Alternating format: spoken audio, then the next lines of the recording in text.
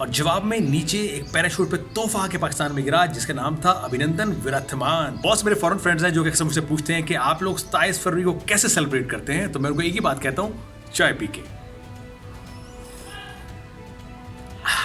That is fantastic. लेकिन यकीन मानिए ये चाय कोई बहुत अच्छी फैंटास्टिक नहीं है, ऐसे मैंने कह दिया क्योंकि मुझे खुद बनानी पड़ी, आज घर पे कोई नहीं था। लेकिन वो चाय ज़्यादा फैंटास्टिक थी जो कि अभिनंदन को पाकिस्तान फौज की तरफ से पेश की गई। वो चाय का मज़ा उसको याद रहेगा और भारत की पूरी आर्मी को, पूरी एयरफोर्स को भी याद रहेगा, क्योंकि पाकिस्तान ने 27 फरवरी 2019 को ये रास्ता मुकम्मल तौर पर बंद कर दिया।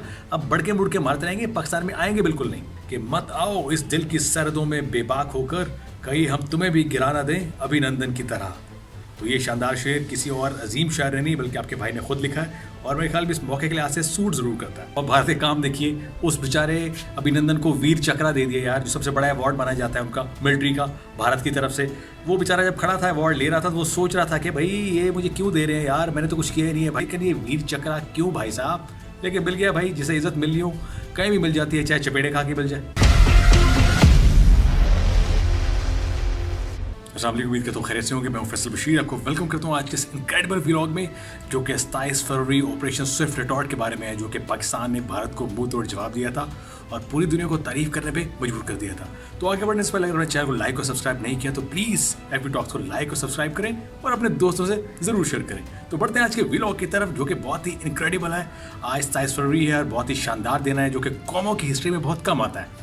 और पाकिस्तान की हिस्ट्री में 2019 में आया जब भारत ने एक मकाराना और बुज़दिलाना हरकत की हमारे बॉर्डर में दाखिल होने के लिए और पाकिस्तान को बेवकूफ़ बनाने की कोशिश की कि वो दो तरफ से अटैक करके तीसरी तरफ से अटैक करने की कोशिश की, और पाकिस्तान के जांबाज एयरफोर्स ने उनको पीछे धकेलने पे मजबूर किया और उन्होंने अपना सारा पेलोड गिराया और दुम दबा के भाग खड़े हुए।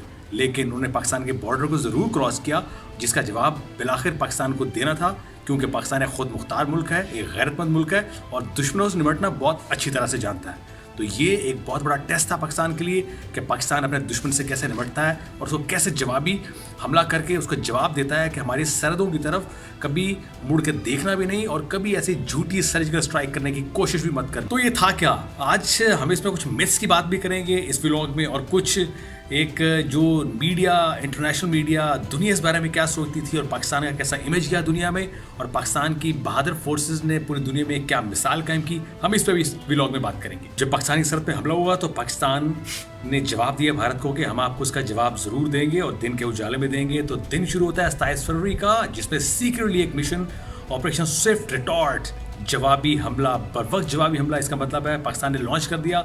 और पाकिस्तान ने भी वही शतरंज की चाल भारत के साथ खेली जो भारत ने पाकिस्तान के साथ खेलने की कोशिश की थी कि दो साइड से हमला करके तीसरी तरफ से अटैक किया। तो पाकिस्तान ने बिल्कुल वही काम किया जो भारत ने पाकिस्तान के लिए किया था, लेकिन ज़रा नए अंदाज से। वो शतरंज की चाल क्या थी कि पाकिस्तान वहाँ पे घुसता है, उनके ब्रिगेड हेडक्वार्टर को 6 टारगेट्स को लॉक करता है और वहाँ पे जाके उनके साइड्स पे बॉम्बिंग करके उनको बताता है और चिढ़ाता है कि हमें पकड़िए, हमारे पीछे आइए। तो उनके पाकिस्तानी शाहीन जो जाबाज पहले से तैयार बैठे थे उनकी आमद के लिए, वो वैसे ही रेडी थे और उनके SU-30 और MiG-21 को पाकिस्तान के बॉर्डर में आते ही फायर किया, लॉक किया और गिरा दिया। और जवाब में नीचे एक पैराशूट पे तोहफा के पाकिस्तान में गिरा जिसका नाम था अभिनंदन विरथमान। तो अभिनंदन साहब जैसे ही यहाँ पे आए तो आवाम ने खूब उनका स्वागत किया, उनको हाथ और पाँव से खूब उनकी सिकाई की। पाकिस्तान की फ़ौज ने उसको बचा लिया और उसको वहाँ जाके चाय प्रेजेंट की, और जिससे एक ट्रेंड निकला पूरी दुनिया में, दैट टी इज़ फैंटास्टिक। तो अभी भी भारत में कोई मेहमान आता है और उसको अच्छी चाय दे दे तो अगर वो कह दे कि टी इज़ फैंटास्टिक तो भारतीय इस पर माइंड कर जाते हैं। बहुत मेरे फॉरेन फ्रेंड्स हैं जो कि अक्सर मुझसे पूछते हैं कि आप लोग 27 फरवरी को कैसे सेलिब्रेट करते हैं, तो मैं उनको एक ही बात कहता हूँ, चाय पी के। That is fantastic. लेकिन यकीन मानिए ये चाय कोई बहुत अच्छी फैंटास्टिक नहीं है, ऐसे मैंने कह दिया क्योंकि मुझे खुद बनानी पड़ी, आज घर पे कोई नहीं था। लेकिन वो चाय ज़्यादा फैंटास्टिक थी जो कि अभिनंदन को पाकिस्तान फौज की तरफ से पेश की गई। वो चाय का मज़ा उसको याद रहेगा और भारत की पूरी आर्मी को, पूरी एयरफोर्स को भी याद रहेगा। एक और ट्रेंड जो सोशल मीडिया पे आया कि वो ये कि अगर आदमी की किस्मत चपेड़े खाना लिखा हुआ हो तो वो जहाज़ में बैठता है, बॉर्डर क्रॉस करता है, दूसरे मुल्क में जाके गिरता है तो चपेड़े उसको वहाँ भी पड़ जाती है। तो माशाल्लाह काफ़ी बड़ी उम्मीद ये है कि अब दोबारा कोई ऐसा पायलट से हरकत नहीं करेगा, ना भारतीय एयरफोर्स कभी सोचेगी ऐसी सर्जिकल स्ट्राइक करने के लिए, क्योंकि पाकिस्तान ने 27 फरवरी 2019 को ये रास्ता मुकम्मल मुकम्मल तौर पे बंद कर दिया। अब बढ़ के मुड़ के मारते रहेंगे, पाकिस्तान में आएंगे बिल्कुल नहीं। और भारत के काम देखिए, उस बेचारे अभिनंदन को वीर चक्रा दे दिया यार, जो सबसे बड़ा अवार्ड माना जाता है उनका मिलिट्री का भारत की तरफ से। वो बेचारा जब खड़ा था अवार्ड ले रहा था तो वो सोच रहा था कि भाई ये मुझे क्यों दे रहे हैं यार, मैंने तो कुछ किया ही नहीं है भाई, मुझे तो ऑर्डर हुआ, मैं भागा, वहाँ जाके मेरा रडार जैम हो गया, मुझे कुछ समझ ही नहीं आया, मैं फिर भी आगे जाता गया, मुझे नहीं पता मैं पाकिस्तान में हूँ कि मैं भारत में हूँ। पीछे से मुझे एकदम मिसाइल आके लगा, मेरा जहाज़ उड़ गया, मुझे पैराशूट पड़ के नीचे आना पड़ा। नीचे एक बाबा जी खड़े थे और अवाम ने मेरी खूब दुर्गत बनाई और पाक फौज ने भी मेरी थोड़ी सी बनाई, लेकिन थोड़ी चाय दी तो मैं उनकी बात मान गया। लेकिन ये वीर चक्रा क्यों भाई साहब? लेकिन मिल गया भाई, जिसे इज्जत मिलनी हो कहीं भी मिल जाती है, चाहे चपेड़े खा के मिल जाए। दूसरी और अहम बात, कुछ मिथ्स जो कि पूरी दुनिया 27 फरवरी से पाकिस्तान से सीखी और पाकिस्तान के किरदार पे कायल हुई, और पाकिस्तान के लिए जो पुराने मिथ्स थे वो ख़त्म होकर रख गया। वो मिथ्स क्या हैं? पहली बात, ये क्वालिटी वर्सेस क्वांटिटी का मुकाबला था। भारत को हमेशा से अपनी तादाद पे, अपनी मिकदार पे, अपने ज़्यादा आर्टलरी पे, ज़्यादा टैंकों पे, ज़्यादा जहाज़ों पे, ज़्यादा फाज पे हमेशा से गर्व रहा है। और वो ये समझते हैं कि पाकिस्तान जैसे छोटे मुल्क को वो जब चाहेंगे दबोच लेंगे। लेकिन पाकिस्तान ने जब जवाब दिया तो उनको समझ आ गई कि भाई हमारे पास तादाद में ज़्यादा ज़रूर है, लेकिन वो क्वालिटी, वो माइंडसेट और वो स्ट्रेटजी नहीं है जो पाकिस्तान के पास जंग लड़ने की है। तो ये मिथ भी यहीं ख़त्म हुआ।